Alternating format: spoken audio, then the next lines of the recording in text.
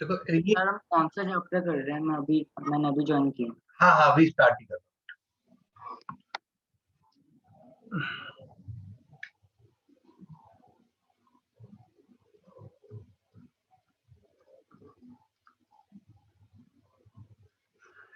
देखो मैट्रिसेस की बात करें ना तो बेसिक की बात ध्यान रखिएगा। It is a way of arrangement. Way of arrangement मतलब एक रेक्टेंगुलर एरे फॉर्म में अरेंजमेंट का सिस्टम है ये।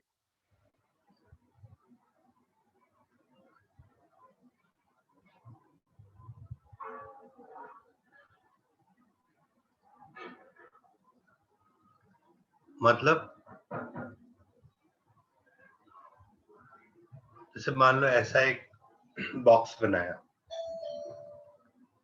सबसे पहले इसे एक नाम देते हैं, एक लेबल देते हैं कैपिटल लेटर से, और फिर इसमें ऐसे एलिमेंट्स रखते हैं A11, A12, A13, ठीक है, A1N तक। फिर यहाँ पर आएगा A21, ऐसे A22, ऐसे कर करके A2N तक। फिर ऐसे कर करके यहाँ पर हम जाएंगे AM1, AM2 से लेकर लास्ट एलिमेंट होगा AMN। कहने का मतलब ये है कि एलिमेंट्स को हम ऐसे रखेंगे जैसे एक ग्रिड बना रहे हैं। अब इस ग्रिड में जो ये हॉरिजॉन्टल्स हैं इनको बोलते हैं रोज, और जो ये वर्टिकल्स हैं इनको बोलते हैं कॉलम्स, ठीक है। और मैट्रिक्स का जो फॉर्मेट होता है that's always row by column format. तो यहां पर हम लिखते हैं m क्रॉस n। देखो यहां पर अगर आप देखो तो 1 से लेकर m रोज है, यहां पर 1 से लेकर n कॉलम्स है। ये फर्स्ट कॉलम, ये सेकंड, ये थर्ड, ऐसे कर करके ये n, एंड सिमिलरली ये फर्स्ट रो, ये सेकंड रो, ये थर्ड, ऐसे कर करके n, ठीक है। तो आइडिया क्या है, हर एक एलिमेंट का जो एड्रेस होगा वो रो और कॉलम नंबर बताएगा उसका। तो जैसे A11 बोलने का मतलब ये है, it is at the intersection of the first row and first column. ऐसे अगर मैं बोलता हूं A21, तो A21 का मतलब है it is at the intersection of the second row and the first column, ठीक है। ऐसे अगर मैं बोलता हूं AM2, तो AM2 मतलब it is at the intersection of the mth row and the second column. और ऐसे ही कर करके हम लास्ट एलिमेंट तक पहुंचते, दैट इज AMN। AMN मतलब जो mth रो और nth कॉलम के इंटरसेक्शन पे बैठा हुआ है। So every element has its address, and जो last address होगा that will tell you the number of rows and columns, and that number of rows and columns m cross n is also known as the order of matrix, ठीक है। तो एक format ये है और एक format इसको लिखने का ये भी है, it is equal to AIJ m cross n, where I is from 1 to m and j is from 1 to n। ध्यान रखिएगा it is always row by column. समझ आया?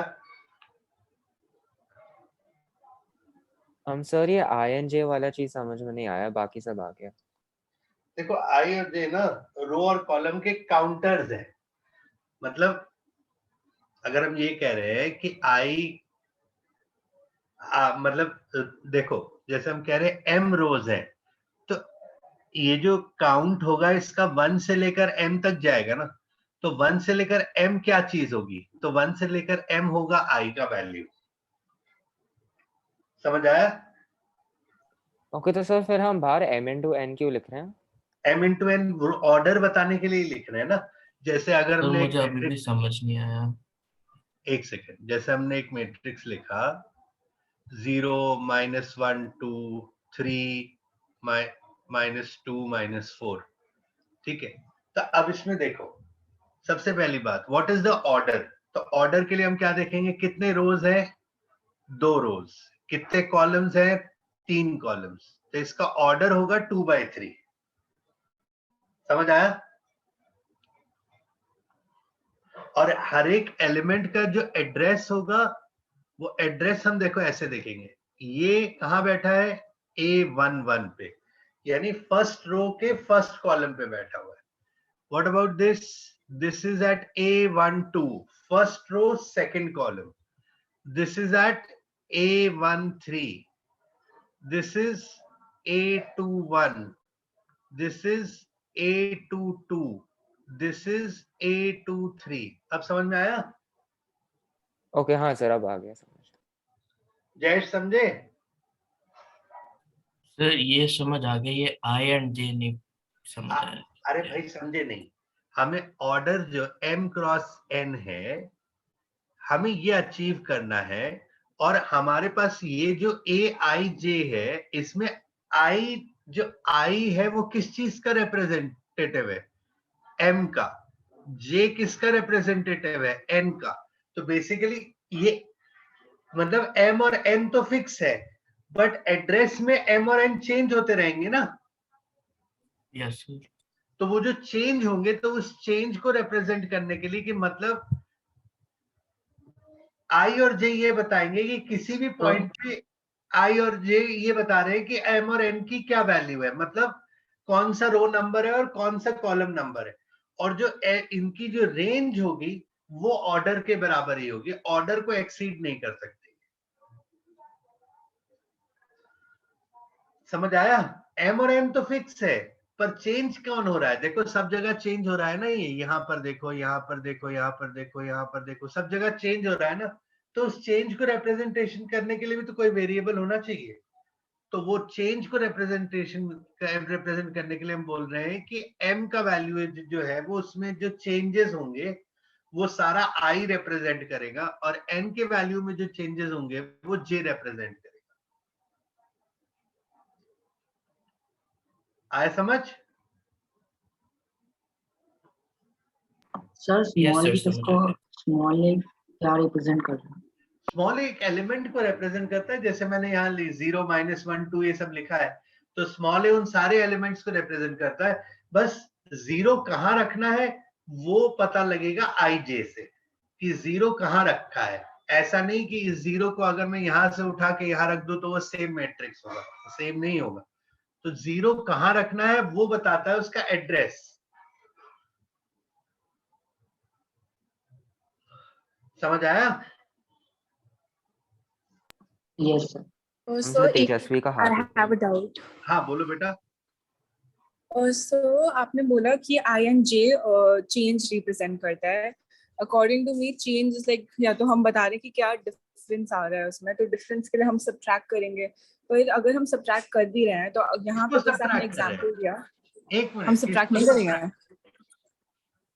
I thought क्योंकि you're saying change हम बता रहे हैं ना, नहीं नहीं नहीं कि नहीं, क्या अरे समझे नहीं। आप ऐसे सोचो, मैं आपको ऐसे बताता हूँ। जैसे ये मान लो, लेट्स से ये जो मैट्रिक्स है, let's say it is representing Gurgaon sector, any sector मान लो 45। Now sector 45 has 1 2 3 4 lanes, and in those 4 lanes there are 1 2 3 4, I mean 4 or 5 rows of houses each. समझ? या तो ऐसे मान लो 5 lanes है और हर लेन में 1 2 3 4 4 घर है, 1 2 3 4 1 2 3 4, ऐसे 4 घर है। तो बेटा इन घरों के नंबर क्या होंगे?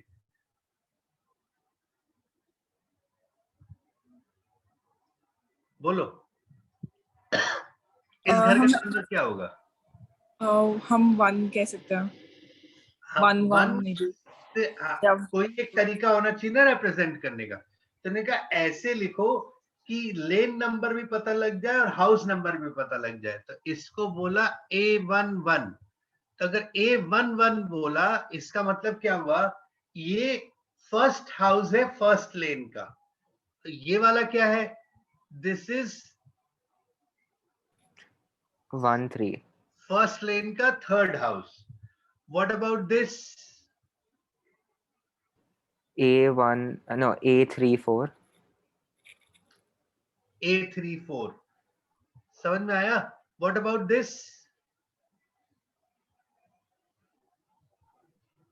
A45 तो A45 हाँ, A45। तो इसका ऑर्डर भी जो होगा वो 4/5 का होगा। क्यों 4/5 का ऑर्डर होगा? क्योंकि इसमें मैक्सिमम 4 हाउसेस हैं इन ईच रो में, मतलब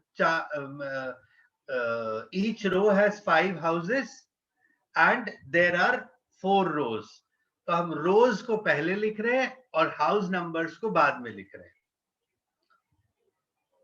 ओके सर, तो basically M and N maximum values हैं और I and J जो भी हम इंडिविजुअली हाँ, रिप्रेजेंट कर रहे हैं वो उनके उनकी वैल्यूज जो उनकी जो पॉसिबल वैल्यूज है एम और एन की, मतलब रो और कॉलम की जो पॉसिबल वैल्यूज है, उन पॉसिबल वैल्यूज का रिप्रेजेंटेशन करने के लिए हम आई और जे यूज करते हैं, और उनका जो मैक्स वैल्यू है वो एम और एन।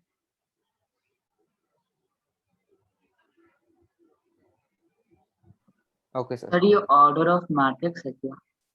हाँ, ये है का आपका फॉर्मूला है? Order of matrix. मतलब ये एक्चुअली ऑर्डर ऑफ मैट्रिक्स ही नहीं है। ये देखो, ये जो हमने जो यहाँ पर किया है, ये इसका पूरा रिप्रेजेंटेशन है, कैसे रिप्रेजेंट किया जाता है मैट्रिक्स को। रिप्रेजेंटेशन है, रिप्रेजेंटेशन में ही हमने ऑर्डर की भी बात करी है, हमने स्ट्रक्चर की भी बात करी है। ये देखो, ये भी जो बनाया था मैंने, ये वाला जो बनाया था, ये भी एक तरीके का रिप्रेजेंटेशन है मैट्रिक्स का, जिसमें ये सिर्फ ये वाला पार्ट ऑर्डर को रिप्रेजेंट करता है।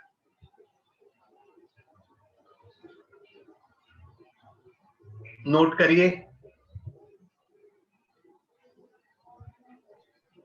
तो मतलब सर A13 का ऑर्डर 1 into 3 होगा?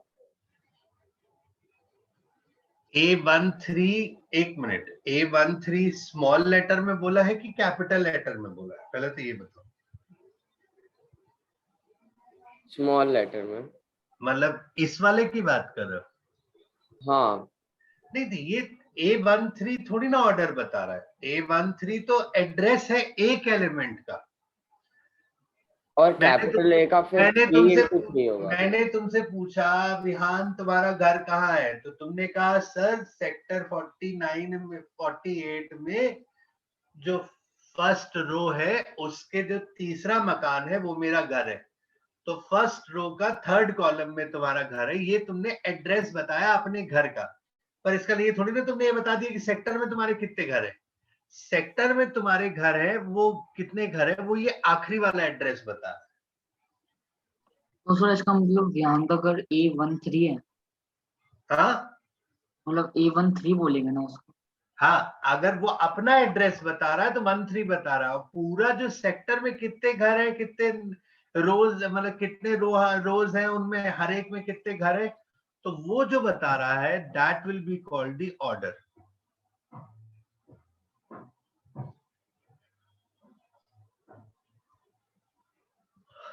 ध्यान अब समझे? Yes sir. पक्का? हाँ सर, समझ गया। और तो लेकिन फिर ये कैपिटल ए का ऑर्डर 3 into 3 होगा फिर, राइट? कैपिटल ए का ऑर्डर, हाँ, कैपिटल ऑर्डर ए का ऑर्डर जो भी हो जाएगा, जैसे यहाँ पर 2 into 3 है हमारे इस एग्जाम्पल।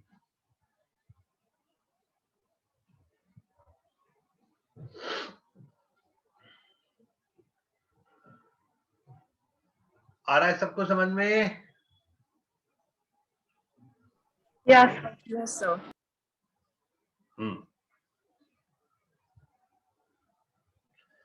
अच्छा, अब अगर मैं आपको बोलता हूँ कंस्ट्रक्ट अ 3x2 मैट्रिक्स, तो वो कैसा दिखेगा बताओ? 3x2, ये नोट किया आप लोगों ने? Yes sir. सर मैं कर रहा हूँ। हाँ करो फटाफट। Sir 3/2 would be 3 rows by 2 columns.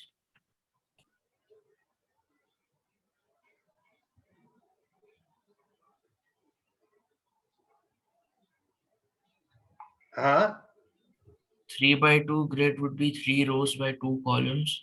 हाँ, 3 rows by 2 columns, तो 3 rows by 2 columns का मैट्रिक्स कैसा दिखेगा आपको? A11, A12, A and then हाँ, A21.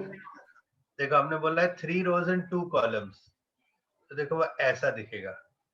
A11 आएगा, A12 आएगा। अब इसके 2 कॉलम कंप्लीट हो गए, तब सेकंड रो में चले जाएंगे, फिर सेकंड रो कंप्लीट करेंगे, फिर थर्ड रो चले जाएंगे, फिर थर्ड रो कंप्लीट करेंगे, ये आ जाएगा 3/2।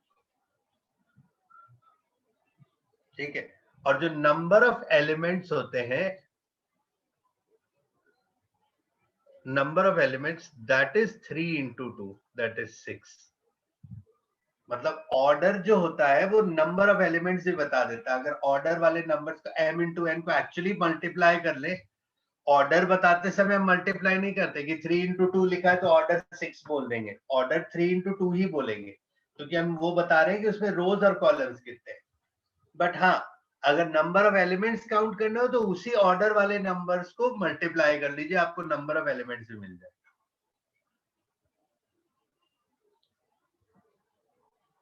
समझ आया? सर इसका मतलब a की वैल्यू 6 है,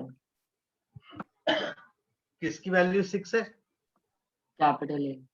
नहीं नहीं, ए की वैल्यू नहीं है बेटा, वो नंबर ऑफ एलिमेंट्स बता रहे हैं। ए की कोई वैल्यू नहीं है, ए तो ये मैट्रिक्स है, बस अरेंजमेंट है, बात खत्म।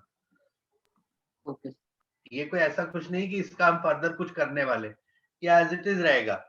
इवन अगर किसी दूसरे में इसको जोड़ेंगे, घटाएंगे, ऐड सब्ट्रैक्ट कुछ भी करेंगे तो भी मैट्रिक्स का आंसर हमेशा मैट्रिक्स ही होगा।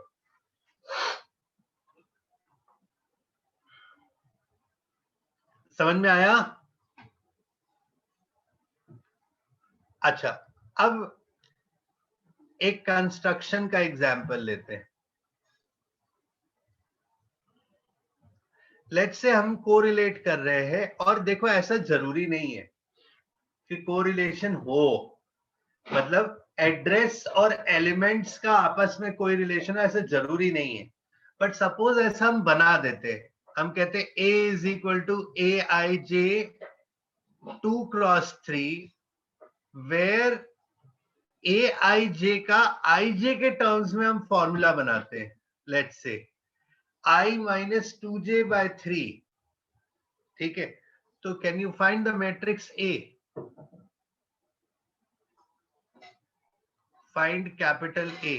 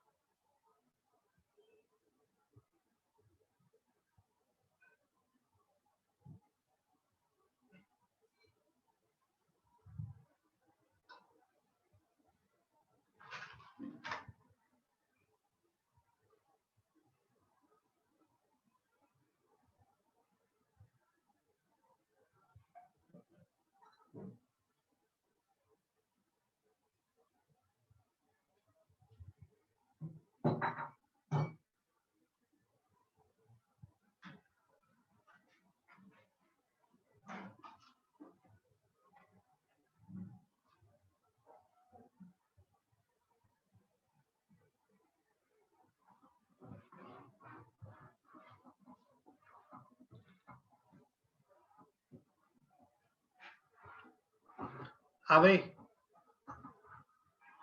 आया आंसर? सर मुझे समझ नहीं आया ये कैसे करना है। तो लाइक फ्रैक्शन में ही छोड़ देंगे कि हाँ, अगर फ्रैक्शन में आ रहे तो fraction 4/3 I think, I am not sure. 4/3 मतलब एक ही एलिमेंट थोड़ी ना आएगा, कितने एलिमेंट्स आएंगे? अच्छा हाँ, तो जयेश क्या दिक्कत है बेटा? देखो, अगर हम ए को लिखते हैं, इसमें कितने रोज है बेटा? 2 rows, कॉलम्स कितने? 3। तो एड्रेस कैसे होगा? A11 से शुरू होगा, A12, A13, right? Yes sir. फिर सेकेंड रो में क्या आएगा? A21, A22, A23 आएगा। Yes sir. अब एक बात बताओ, A11, AIJ के बारे में क्या बोला है हमने? कि it is equal to I minus 2j/3। तो A11 क्या होगा? 1 minus 2 into 1/3 यानी -1/3। क्या प्रॉब्लम है?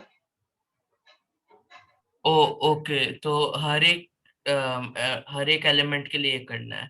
हाँ जी, बिल्कुल करना है, करिए। सर लास्ट में रिजल्ट क्या होना चाहिए?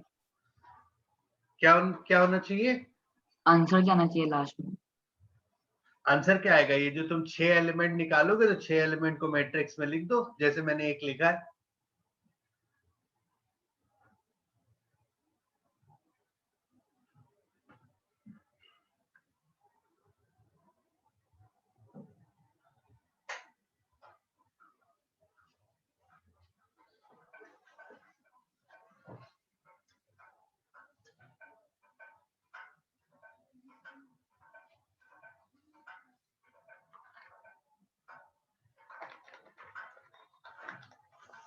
क्या क्या आएगा बताओ?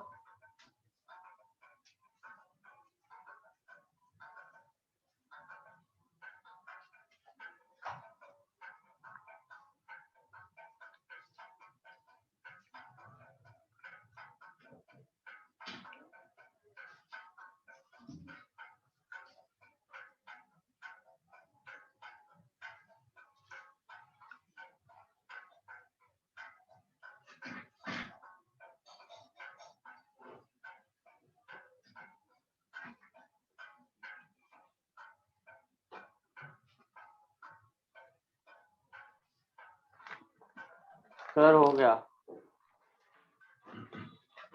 मैच करो।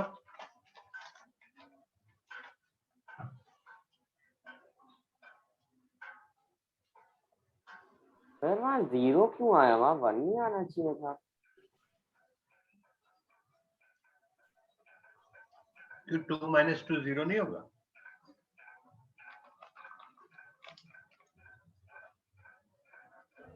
सर हो गया मेरा।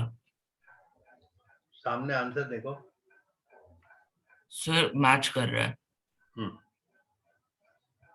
सो मेरा भी कर।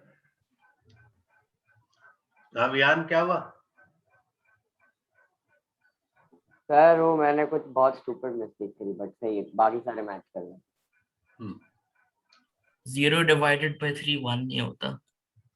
वो करा नहीं ना मैंने क्या करा, मैंने A13 के बाद A14 ले लिया, वो देखे बिना पैटर्न में। सर ये हो गया। समझ में आया? यस। पर एक बात ध्यान रखिएगा, यहाँ पर इस एग्जाम्पल से एक कंफ्यूजन आ सकता है दिमाग में, जो मैं यहीं पर क्लियर कर देना चाहता हूँ कि आप ये मत सोचिएगा कि हमेशा AIJ के लिए ऐसा कोई फॉर्मूला होता है। ऐसा कुछ नहीं है। ये सिर्फ एक एग्जाम्पल है कि अगर मान लो फॉर्मूला होता तो फिर कैसा ये बनता। लेट्स से मैं आपको एक क्वेश्चन और देता हूं, जैसे आपको बोल दिया A is equal to AIJ 3/4 where AIJ is equal to I square minus J square by 2। जरा ये बनाओ जरा। सर इसी स्ट्रक्चर के लिए। किसी स्ट्रक्चर के लिए? समझा नहीं। मतलब जो अभी क्या बनाना सामने है? में बना रखा है ये 2/3 नहीं, का। उससे क्या मतलब? ये नहीं 3/4 3/4 वाला। वो 2/3। हाँ मैं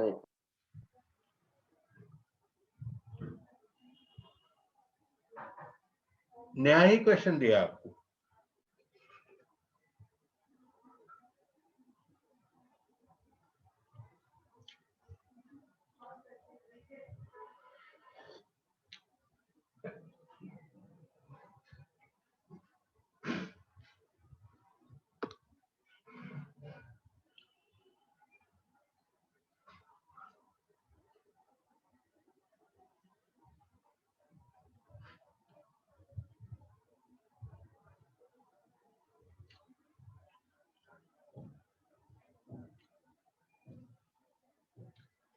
सर सबके लिए निकालना है ना ये? हम्म,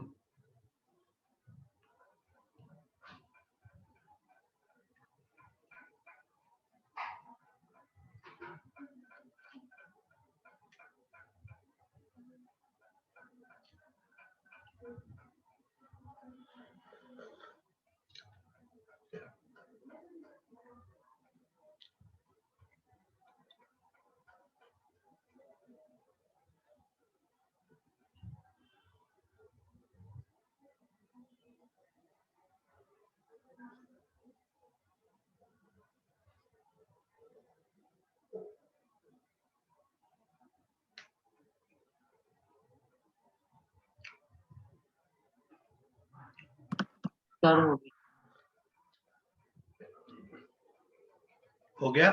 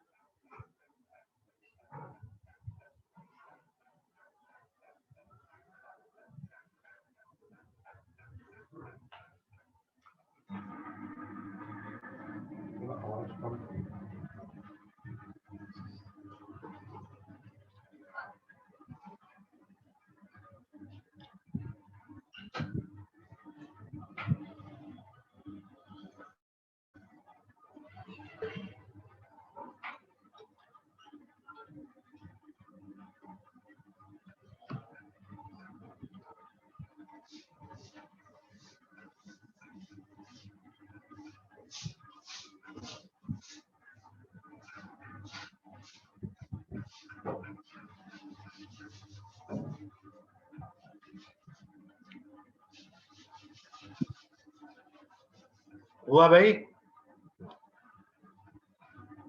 और नहीं सर 2 मिनट। कर रहे हो? या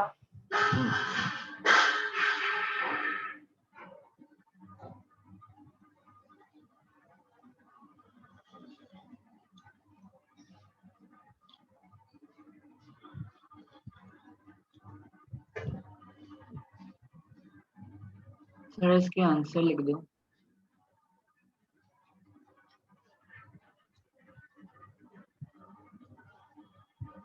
हो गया सर।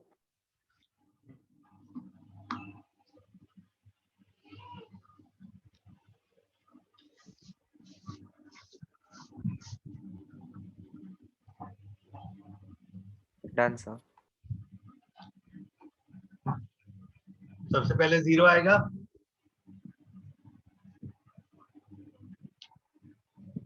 हाँ सर फिर -3/2 -3/2, फिर 1/3 -4, -4 हाँ। फिर 1/4 -15/2। हाँ अच्छा, फिर 2/1, 3/2 3/2 ये 0, -5/2 2/3 -5/2 और -6 ये क्या है 2 4, तो 4 माइनस 16 माइनस 12 माइनस 6 3 1 4 4, फिर ये आ जाएगा 3 2 5/2 माइनस 5/2, ये ये 0 0, फिर 3 और 4, -7/2 हाँ, और लास्ट में 15/2 6 काय का लास्ट में 3 ही रो तो है, कौन बता रहा लास्ट में? 3 ओह शिट, मैंने लास्ट की रो भी बना दी।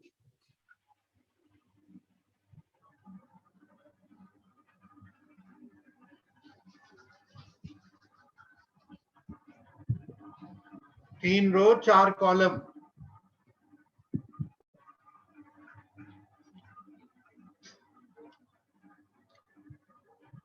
ये बना कि नहीं श्रेय? सर बन गया।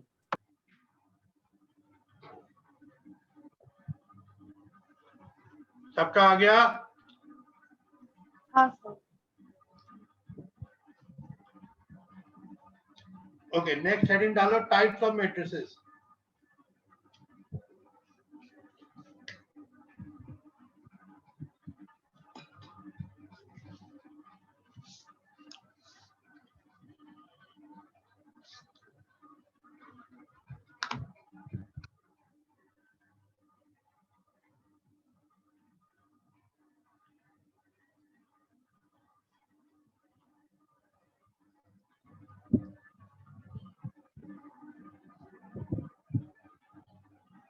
देखो टाइप्स में सबसे पहले आता है रो मैट्रिक्स।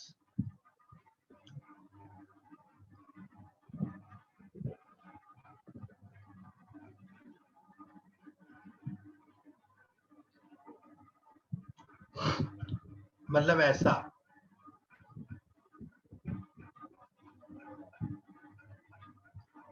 कुछ भी ऐसा आ जाए, मतलब जिसमें कॉलम ही ना हो।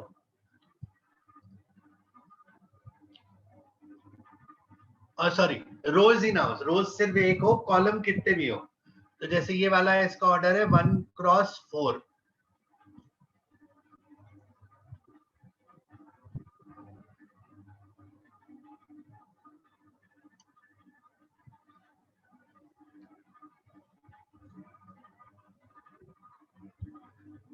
इसमें सिर्फ एक कॉलम होगा, रोज कितने भी हो सकते हैं। सर तो ऐसे क्वेश्चंस दे सकते हैं कि कंस्ट्रक्टर कॉलम मैट्रिक्स हाँ लाइक बिल्कुल दे सकते हैं, देखो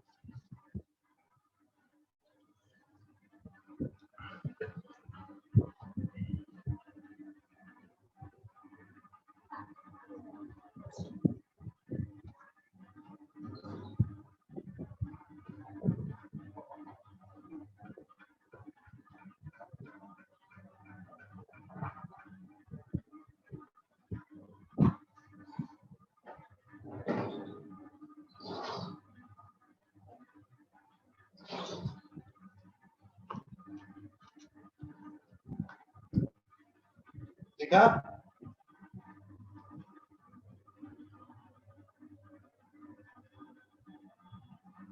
थर्ड इज हॉरिजॉन्टल। हॉरिजॉन्टल मतलब क्या होगा, A is equal to AIJ M cross N ही बोलेंगे।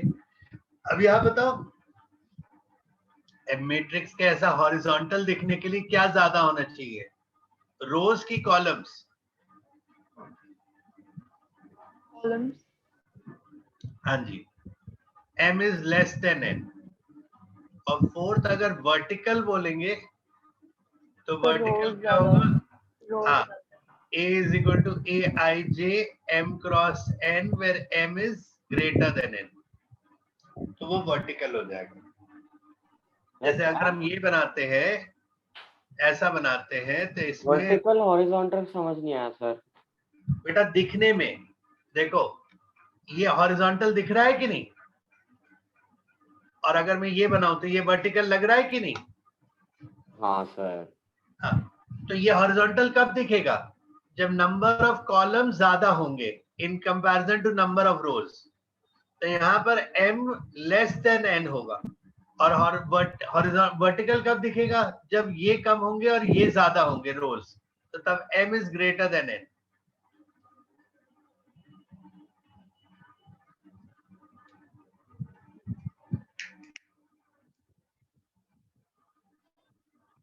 तो सर हो हमें जाएगा? ऐसे क्वेश्चन आ सकते हैं कि कंस्ट्रक्ट हॉरिजॉन्टल मैट्रिक्स या वर्टिकल मैट्रिक्स? नहीं, ऐसा हॉरिजॉन्टल, ये तो समझाने के लिए कभी पूछ ले आइडेंटिफाई या मैट्रिक्स, तो आइडेंटिफिकेशन में आप लिख सकते हो।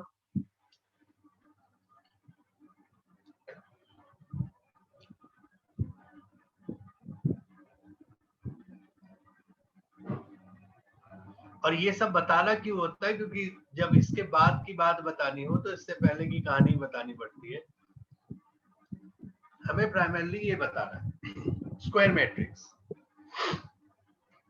Now what's a square matrix? देखो ये सारे रेक्टेंगुलर एरे है, बट अगर मैं ये कहता हूं A is equal to Aij m cross m, यानी number of rows is equal to number of columns, तो इसको हम क्या बोलेंगे? It will be called a square matrix. Square matrices is the most special type, क्योंकि बहुत सारे concept जो मैट्रिसेस के हैं वो सिर्फ, मतलब बहुत सारे क्या, आगे हायर क्लासेस में जो आप पढ़ेंगे, जो एनालिसिस ऑफ मैट्रिक्स और जो पूरा आगे का सारा हिसाब किताब है, वो सब कुछ स्क्वायर मैट्रिक्स पे बेस्ड है।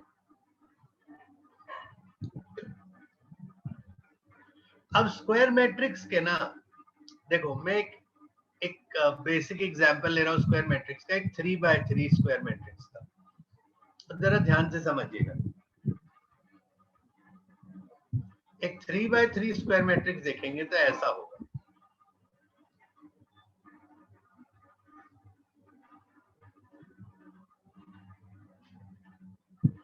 ठीक है, इसके ना 3 पार्ट्स हैं।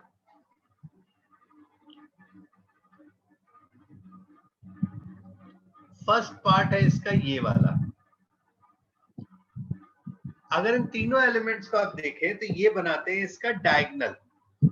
और डायगोनल में एक खास बात होती है, जो एड्रेस होता है डायगोनल एलिमेंट्स का, वो होता है I इक्वल टू J। मतलब जैसे 3x3 है तो इसमें डायगोनल 3 एलिमेंट्स होंगे, A11, A22, A33। ठीक है, उसके बाद दूसरा पोर्शन आता है,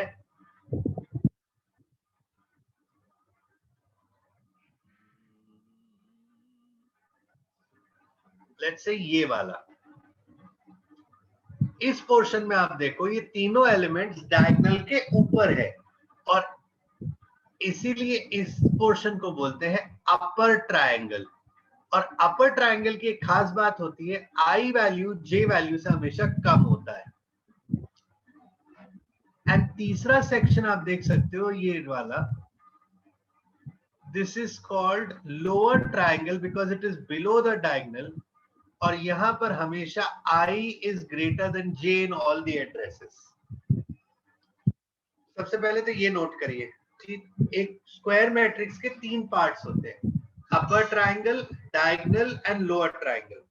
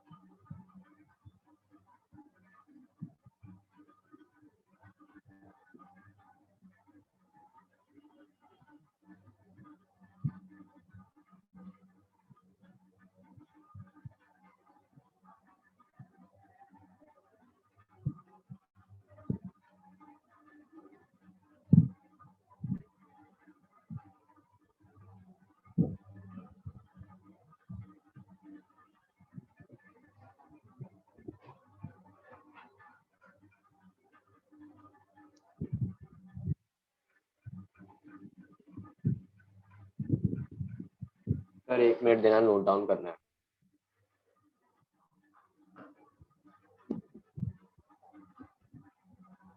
कर लिया note down? 1 minute sir, 1 minute. अब अभी तक समझ रहा था, अब नोट डाउन करना है। लिख लो आराम से।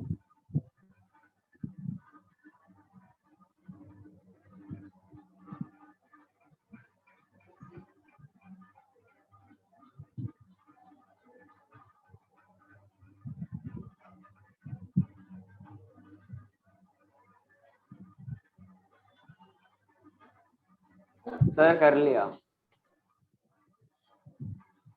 सबका हो गया? हाँ सर। Sir 1 minute. आराम से लिखो।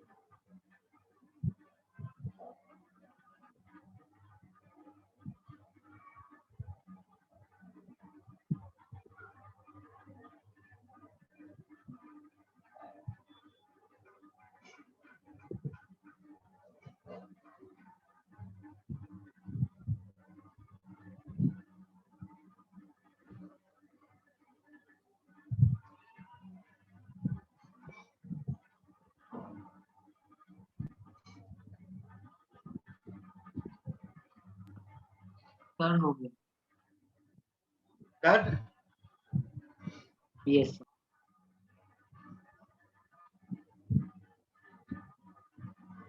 ओके, एक तो आपको ये समझाना था। इसके बाद नेक्स्ट कॉन्सेप्ट इज, अच्छा एक मैट्रिक्स और रह गया आपका, sorry, diagonal matrix. Now what's a diagonal matrix?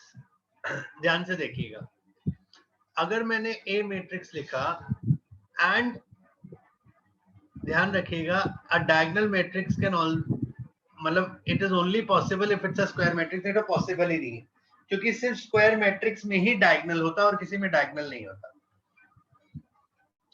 तो अगर हमने लिखा A is equal to A I J M cross M, क्योंकि स्क्वायर है तो एम क्रॉस एम ही लिखना पड़ेगा। वेयर, अब डायगोनल के लिए conditions, A I J is equal to 0 for all I equal to J, sorry, I not equal to J, then it is called a diagonal matrix। इसका मतलब, suppose मैं एक example लेता हूं, एक 3x3 मैट्रिक्स का,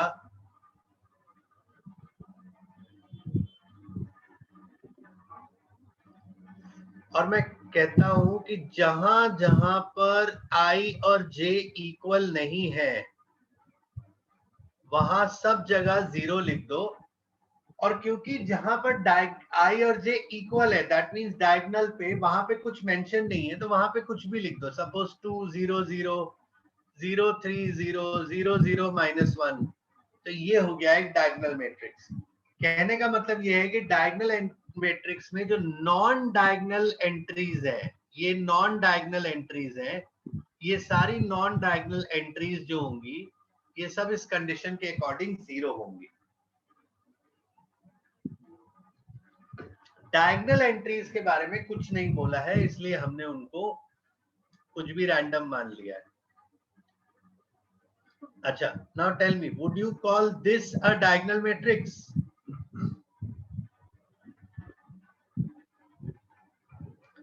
Yes or no? Non diagonal matrix. हाँ भाई, ये डायगोनल मैट्रिक्स है कि नहीं है? तो I ये don't think diagonal so. Matrix है। हाँ बिल्कुल है। क्यों डायगोनल मैट्रिक्स है? क्योंकि डायगोनल मैट्रिक्स की डेफिनेशन ये है कि नॉन डायगोनल एलिमेंट जीरोस होने चाहिए। डायगोनल एलिमेंट क्या होने चाहिए ऐसा कुछ बताया नहीं है। तो हम मान सकते हैं कि अगर डायगोनल में भी कुछ जीरोस आ जाए तो उससे कोई दिक्कत नहीं होने वाली।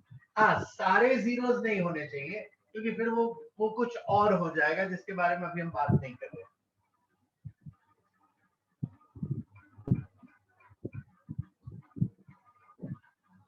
समझ आया?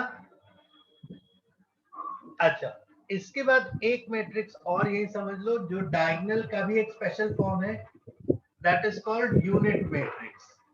Now what's a unit matrix? It is also called identity. ठीक है, इसको ना I से represent करते हैं. ये एक डायगोनल मैट्रिक्स है सिंपल, जिसमें हमेशा नॉन डायगोनल एंट्रीज जीरोस होंगी और डायगोनल एंट्रीज 1 होंगी, फिक्स्ड है. तो जैसे ये लिखा है तो ये ऐसे है, अगर 3/3 का बनाते तो ये ऐसे बनता, 0 1 0 0 0 1 ऐसे बनता. तो कोई भी ऑर्डर का हो ये हमेशा ऐसे ही होगा. अगर आइडेंटिटी बोल दिया या यूनिट मैट्रिक्स बोल दिया तो आप यही करेंगे. Diagonal entries ones, non diagonal entries zeros. आगे चल के इसका हम यूज भी देखेंगे. ये एक बहुत इंपॉर्टेंट मैट्रिक्स है, मतलब इंपॉर्टेंट कॉन्सेप्ट है in terms of matrices, unit matrix.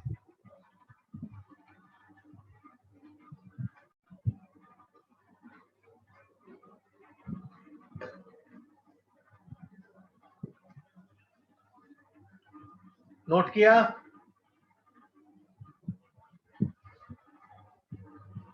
हाँ सर.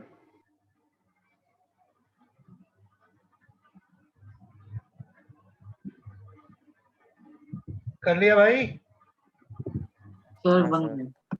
हाँ.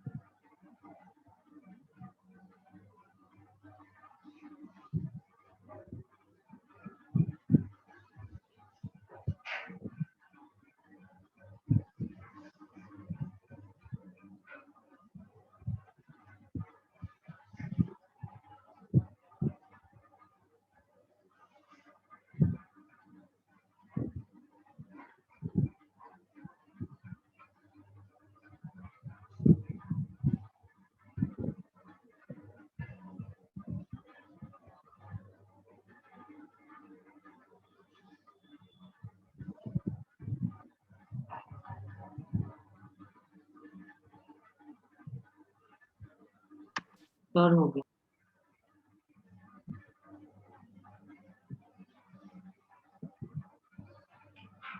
समझ आया? Yes, sir.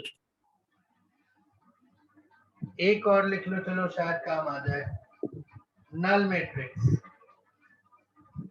नल मैट्रिक्स ओ से रिप्रेजेंट करते हैं. ये जीरो नहीं है, ओ है. और नल मैट्रिक्स का मतलब होता है वो मैट्रिक्स जिसमें सारे एलिमेंट जीरोस होते हैं. ऑर्डर कुछ भी हो, अगर सारे एलिमेंट जीरोस है तो उसको नल मैट्रिक्स बोलेंगे.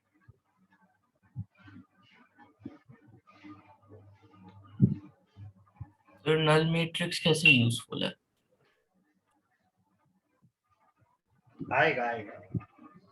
फिलहाल के लिए आप इतना समझ सकते हो कि नल मैट्रिक्स जो होता है वो मैट्रिसेस में एडिटिव आइडेंटिटी होता है. एडिटिव आइडेंटिटी मतलब अगर इस नल मैट्रिक्स को किसी मैट्रिक्स में जोड़ते हैं या कोई मैट्रिक्स नल मैट्रिक्स में जोड़ते हैं तो आंसर वो मैट्रिक्स होता है. A plus O is equal to O plus A is equal to A. अभी एडिशन कैसे करेंगे, क्या करेंगे, वो बात की बात, वो अभी डिस्कस नहीं कर रहे. Identity and null, these are two very important concepts in matrices. दिखने में बहुत सिंपल है बट इनका बहुत यूज है. जब आएगा तब बताऊंगा, तब देखना पड़ेगा कि कितना इन डेप्थ डिस्कशन हुआ है, उसके अकॉर्डिंग बताना पड़ेगा. सर जो आप डायगोनल मैट्रिसेस में कह रहे थे कि अगर सारे जीरो होंगे तो डायगोनल नहीं होगा तो वो नल होगा. हाँ, वो नल हो जाएगा. बिल्कुल सही.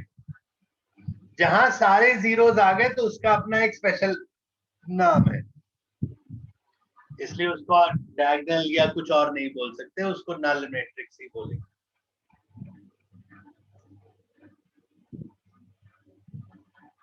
ये आया समझ में? Is this fine?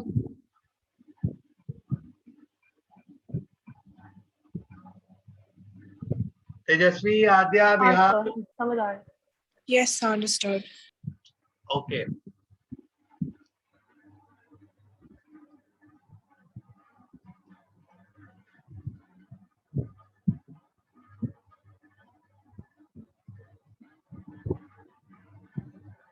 Equality of matrices, देखो बहुत सिंपल स्ट्रेट फॉरवर्ड कॉन्सेप्ट है। मैट्रिसेस इक्वल तभी होंगे अगर हम बोल रहे A equal to B। This implies first point, दोनों का ऑर्डर इज सेम। पहली बात, अगर ऑर्डर सेम नहीं हुआ तो इक्वालिटी का कॉन्सेप्ट ही स्टार्ट नहीं होगा, तो भूल जाइए कि वहां पे तो बात करनी भी है। अगर दो matrices are having the same order, then only we can discuss the concept of equality. Now what is the concept of equality? That if A is equal to Aij m cross n, B is equal to some other Bij again m cross n, because first condition तो satisfy होनी है तभी second में आएंगे, then they are equal if and only if Aij is equal to Bij for all I and j, मतलब corresponding elements are equal। इसका मतलब होता है कि corresponding elements are equal or identical।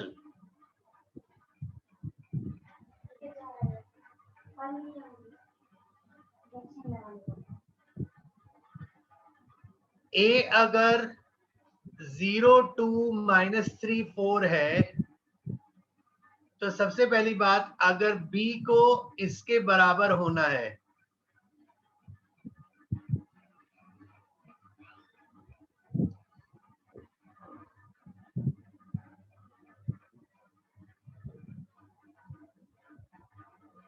तो ये तभी पॉसिबल है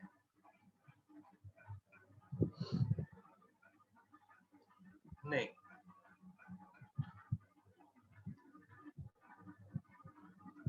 तो ये तभी पॉसिबल है जब if A is equal to B, this implies 0 is equal to 2x, 2 is equal to 3y, -3 equal to -3। ठीक है, आई एम सॉरी, यहाँ पर 4 लिखना पड़ेगा, 0 लिख दिया मैंने गलती से। एंड 4 इज इक्वल टू 4, मतलब जो भी यहाँ पर एलिमेंट्स है ठीक उनके जो कॉरेस्पॉन्डिंग वाले हैं, एक मिनट रुक जाओ,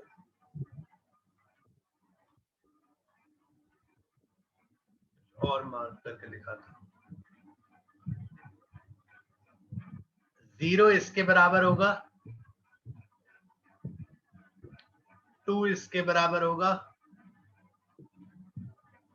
-3 कॉरेस्पॉन्डिंग,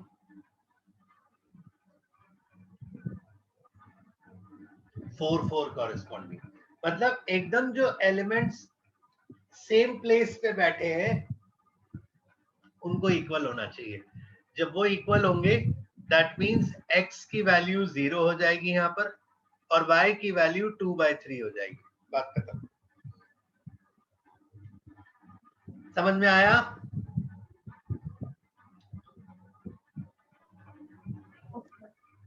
यस और नो? Yes, sir. और इक्वालिटी के लिए स्क्वायर वेयर होना जरूरी नहीं है, ऑर्डर सेम होना चाहिए। कोई स्क्वायर होना या कुछ होना जरूरी नहीं है, इट डजंट मैटर। और अगर एक भी एलिमेंट मिसमैच हो रहा है, ध्यान रखिएगा, तो यू विल नॉट से इक्वालिटी है।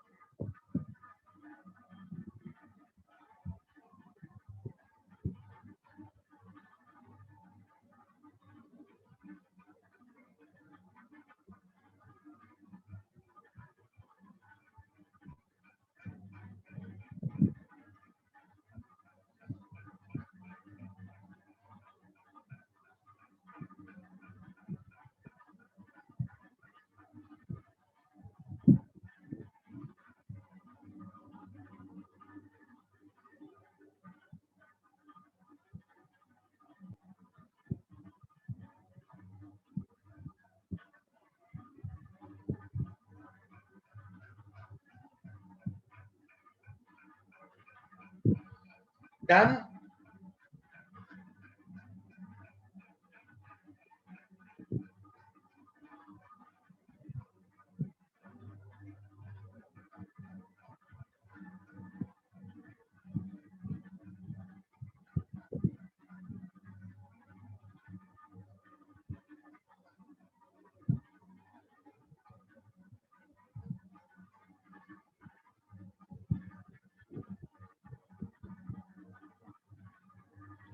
अब आप लोग ना जो आपकी इस की फर्स्ट एक्सरसाइज है ना, अब ये मान लो ये आपका इस वीक का होमवर्क टाइप हो गया।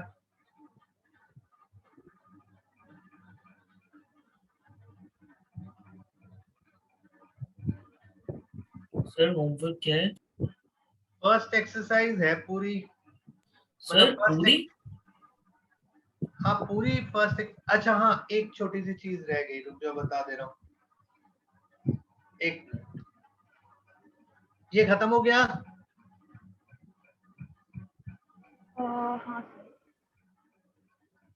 लास्ट एक कॉन्सेप्ट और समझ लीजिए, आपकी फर्स्ट एक्सरसाइज का जुगाड़ कर दिया मैंने। Transpose of a matrix, simple चीज है, छोटी छोटी चीजें, इसमें कुछ ना कुछ बहुत ज्यादा कुछ कॉम्प्लिकेटेड नहीं है। ट्रांसपोज का मतलब क्या होता है, अगर मान लो एक मैट्रिक्स ऐसे लिखा हुआ 1 2 3 4 5 6, तो इसका ट्रांसपोज ऐसे या ऐसे रिप्रेजेंट होगा। इसमें कुछ नहीं करना है आपको। अगर देखो इसका ऑर्डर 2/3 है, तो सबसे पहली बात ये कि ट्रांसपोज का ऑर्डर 3/2 होगा, यानी एक तो ये उल्टा हो जाएगा। स्क्वायर मैट्रिक्स में वो नहीं होगा, बट वैसे जनरली बोल रहा हूँ उल्टा हो जाएगा। अब दूसरी बात करना क्या है वो समझिए। This is the first row, it will become the first column. This is the second row, it will become the second column. मतलब रोज जो होंगे वो कॉलम्स में कन्वर्ट हो जाएंगे। समझ आया? जैसे मैं एक एग्जांपल और ले लेता हूं, जैसे ए दे दिया आपको मैंने 1 2 3 4, तो ए का ट्रांसपोज करेंगे तो क्या होगा। अब यहाँ पर क्योंकि 2/2 ऑर्डर है, तो ट्रांसपोज का भी 2/2 ही होगा, क्योंकि रो कॉलम इंटरचेंज करने से कुछ होएगा नहीं, बराबर ही रहेंगे। बट लिखने में क्या होगा, 1 2 1 2 हो जाएगा, 3 4 3 4 हो जाएगा। समझ आया?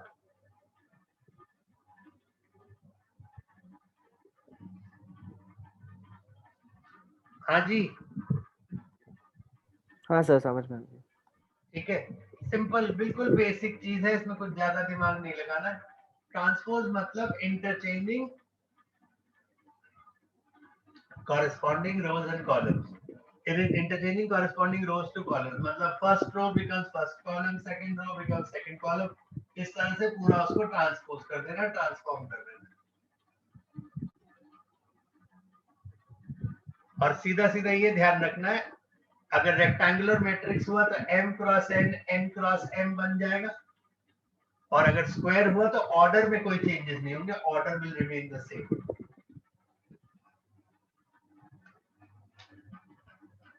Okay जी, now whatever I've told you आज covers your first exercise. I would recommend go through the examples once. Probably you can try to solve them also, and once you're done with that, then try to solve the first exercise. If you find anything that you are unable to understand, उसे mark कर लीजिएगा आराम से, हम next class में पहले उसे discuss करेंगे, फर्स्ट एक्सरसाइज कंप्लीट करेंगे, then we will go on to the rest of the chapter. Is that okay? Yes sir. Okay sir. Yes sir. Okay आप सर। लोग इसको कंप्लीट करो, एग्जाम्पल जरूर पहले करना, और फिर उसके बाद क्वेश्चंस पे आना। कुछ क्वेश्चन नहीं होते हैं, कुछ प्रॉब्लम होती है, तो डोंट गेट स्कैर्ड, छोड़ दीजिएगा उन्हें, we will discuss, don't worry. Okay sir. Okay, bye thank you sir. Sir. Bye. Thank you Thank you, sir. sir. Bye. Bye. Thank you, bye.